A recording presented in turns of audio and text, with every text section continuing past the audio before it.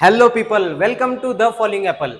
This is Swaroop sir and आज के session में हम वो टॉपिक देखने वाले हैं जो जनरली लोगों को थोड़ा सा प्रॉब्लम देता है। हम सर्कुलर मोशन देखने वाले हैं एंड स्पेसिफिकली सर्कुलर मोशन में हम एक्सेलरेशन के बारे में बात करना चाहेंगे, चाहे वो लीनियर एक्सेलरेशन हो चाहे वो एंगुलर एक्सेलरेशन हो। So let us talk about it. So circular motion में अगर हम एंगुलर एक्सेलरेशन की बात करेंगे, सर्कुलर मोशन में अगर हम एंगुलर एक्सेलरेशन की बात करेंगे तो it is angular acceleration is alpha denoted by alpha and it is nothing but, अगर मैं बात करूं इंस्टेंटेनियस एंगुलर एक्सेलरेशन की, it is defined as alpha is equals to d omega bar by d t. Alpha is equals to alpha bar is equals to d omega bar by d t. कहानी simple है कि जो alpha bar का direction होगा it will depend on D omega बार। मतलब अगर omega बार का magnitude बढ़ने वाला है तो उस केस में omega bar will be parallel to alpha bar. अगर ओमेगा बार का मैग्नीट्यूड जो है वो घटने वाला हो तो उस केस में omega bar will be parallel to minus alpha bar, या फिर अल्फा बार का जो डायरेक्शन है वो ओमेगा बार के बिल्कुल ऑपोजिट होगा। एंड तीसरा कंडीशन, अगर ओमेगा बार का मैग्नीट्यूड जो है वो कांस्टेंट हो तो उस केस में alpha bar will be a null vector. और अगर नल वेक्टर हो तो उसके बारे में हमें कोई भी डिस्कशन करने की जरूरत नहीं है, नल वेक्टर का डायरेक्शन डिफाइन नहीं होता है। तो अच्छा, फिर एक और सवाल, सर ओमेगा बार का डायरेक्शन कैसे दिया जाता है? तो ओमेगा बार का जो डायरेक्शन है it is given by right hand thumb rule. क्या है राइट हैंड थंब रूल? उसके लिए हम थोड़ा सा डायग्राम के माध्यम से समझते हैं। लेट अस से दैट मैं दो एग्जांपल आपको यहां पर शो कर रहा हूं। This is example 1 and this one is example 2। First example में हमारा जो पार्टिकल है वो सर्कुलर मोशन कर रहा है काउंटर क्लॉकवाइज सेंस में। काउंटर क्लॉकवाइज सेंस में पहला एग्जांपल में हमारा पार्टिकल रोटेट कर रहा है, सर्कुलर मोशन कर रहा है। सेकंड एग्जांपल में वो क्लॉकवाइज मोशन कर रहा है भाई साहब। अच्छा जी, तो अगर कुछ इस प्रकार से सिचुएशन हो तो राइट हैंड थंब रूल कहता है ओमेगा बार की डायरेक्शन कैसे निकालेंगे? You are going to curl your fingers of your right hand such that rotation के हिसाब से, उसके मोशन के हिसाब से आप अपने फिंगर्स को कर्ल करो। इन दैट केस आपका जो थंब है that will denote the direction of omega बार। देख सकते हो आपके, अगर मैं इसे कुछ इस प्रकार से कर्ल कर रहा हूं तो ओमेगा बार जो है वो आपके तरफ आ रहा है।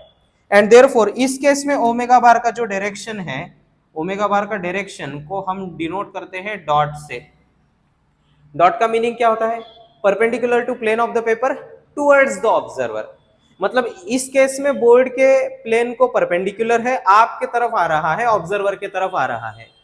ऑन द अदर हैंड, अगर suppose right hand thumb rule हमें इस केस में लगाना हो, अब क्या करेंगे? तो इस केस में आपको इस हिसाब से आपके राइट हैंड के फिंगर्स को कर्ल करना है, कर लिया कुछ इस प्रकार से। आप देख सकते हो कि इस केस में मेरा जो थंब है वो कहां जा रहा है? इनवर्ड्स जा रहा है। एंड हेंस इनवर्ड्स को कैसे रिप्रेजेंट करते हैं? इनवर्ड्स को रिप्रेजेंट किया जाता है क्रॉस से। सो ओमेगा बार का जो डायरेक्शन है वो क्या हो गया? क्रॉस डायरेक्शन यहां पर हो गया। ठीक है, so this is what is about the direction of omega बार। अब मैं आपको अल्फा बार की डायरेक्शन के बारे में समझाता हूं with the help of this idea. आपको बस ये पता होना चाहिए कि ओमेगा बार का मैग्नीट्यूड बढ़ेगा तो पैरेलल होंगे अल्फा बार एंड ओमेगा बार, घटेगा तो एंटी पैरेलल होंगे, और अगर कांस्टेंट तो बात करने की जरूरत नहीं, नल वेक्टर है। ठीक है, आइए चलिए मैं काउंटर क्लॉकवाइज में 3 पर्टिकुलर कंडीशंस कंसीडर कर लेता हूं। यह है काउंटर क्लॉकवाइज के 3 पर्टिकुलर कंडीशंस। तीनों केस में जो मोशन है हमारा, वो मोशन जो है काउंटर क्लॉकवाइज है, जैसा कि मैंने अभी बोला। And now in that particular case omega बार का डायरेक्शन तीनों केसेस में फिक्स्ड है। क्या है? आपने आपका राइट हैंड का फिंगर्स को मोड़ा, and then it is towards the observer. Therefore omega bar तीनों केसेस में क्या है, तीनों केसेस में ओमेगा बार जो है वो डॉट है, तीनों केसेस में ओमेगा बार जो है वो क्या है, डॉट है। हाँ जी, कोई डाउट इसमें नहीं है।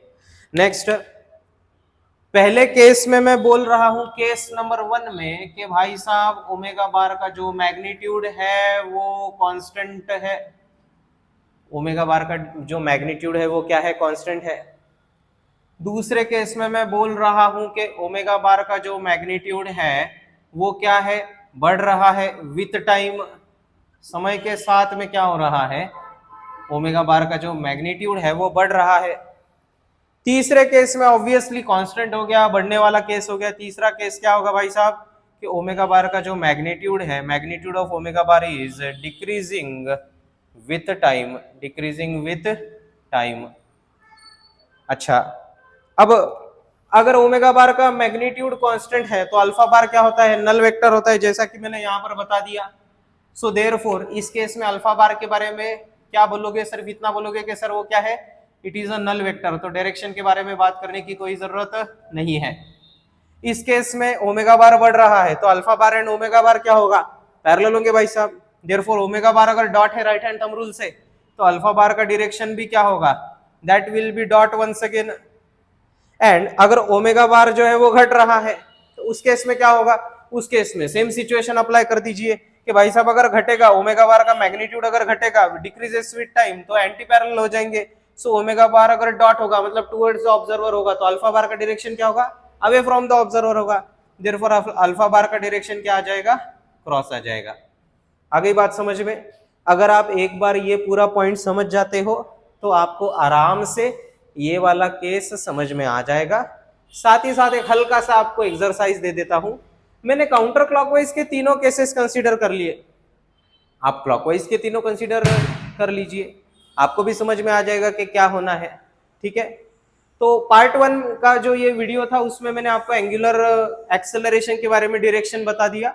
पार्ट 2 में हम डिस्कस करेंगे linear acceleration in circular motion के डायरेक्शंस। ठीक है, so you can pause the video here and right this down.